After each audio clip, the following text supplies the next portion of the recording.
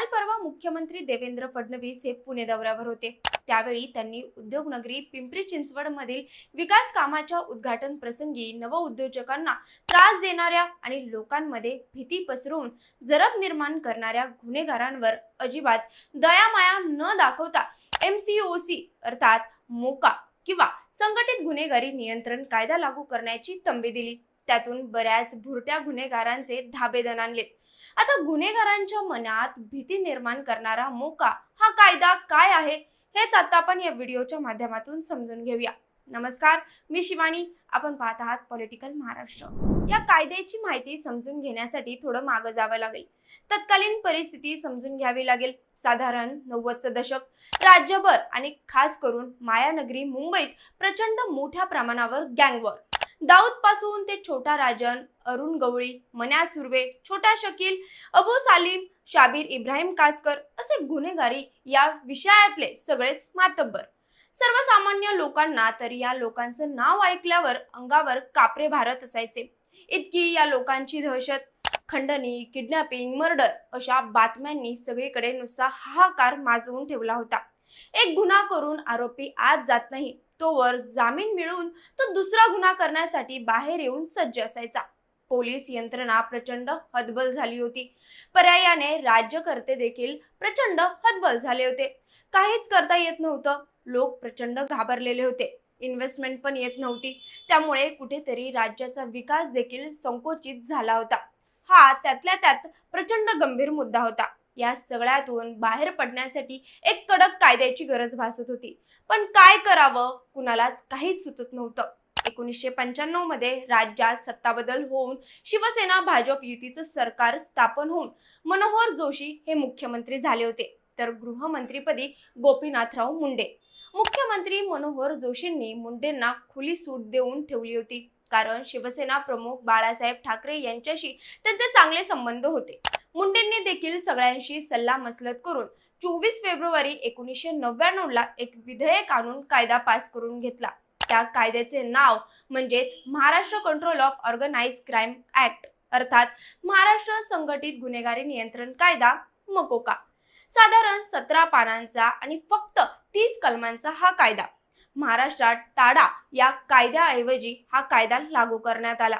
महाराष्ट्रापुरताच तो मर्यादित असला तरी दिल्ली, उत्तर प्रदेश आणि बिहार पोलिसांनी यापूर्वीही संघटित गुन्हेगारी प्रकरणात हा कायदा लागू केलाय आणि शब्दशः महाराष्ट्राच्या कायद्याची कॉपी केली आहे। या कायद्यानुसार सुपारी देणं, खून करणं, खंडणी मागणं, अंमली पदार्थांची तस्करी करणं, हप्ता वसुली, खंडणीसाठी अपहरण असे संघटित गुन्हे करणाऱ्या टोळ्यांवर मोक्का लावला जातो। मोक्का लावण्यासाठी 2 किंवा त्यापेक्षा अधिक लोकांची टोळी असावी लागते।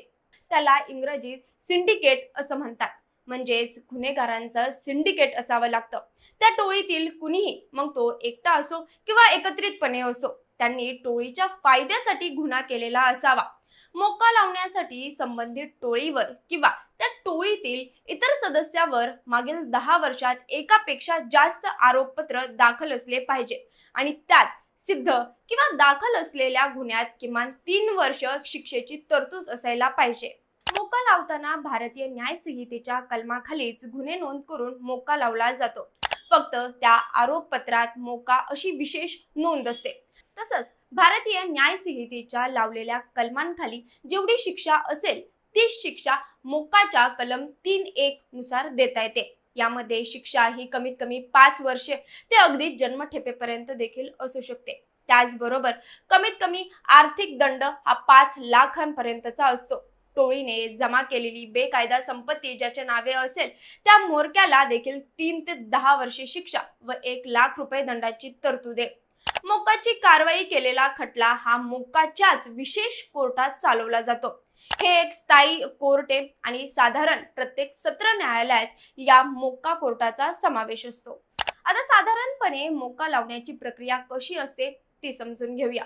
एखाद्या परिस्थितीत गुन्ह्याचा तपास करणाऱ्या अधिकाऱ्यास असं वाटलं की FIR मध्ये दाखल कलमाखाली आरोपीवर नियंत्रण ठेवणं अशक्य आहे, तर त्यावेळी तो तपास अधिकारी गुन्हेगारी टोळीचा अहवाल तयार करून मोक्का लावण्यासाठीचा प्रस्ताव तयार करतो।